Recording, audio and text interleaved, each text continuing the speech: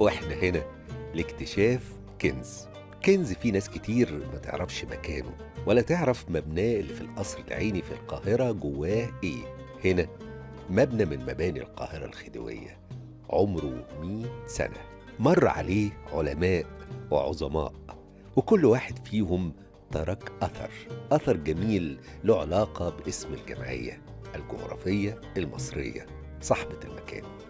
من بعيد هيبدو الاسم غامض لناس كتير، لكن لما تزور القصر الغامض اللي مكانه جوه حرم البرلمان المصري هتكتشف قد إيه بيحمل ويحمي من كنوز مهمة.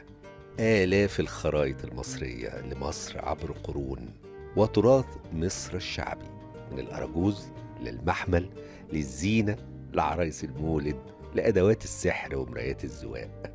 الحلقة دي من باب رزق في محبة إعادة اكتشاف مقتنيات الجمعية الجغرافية.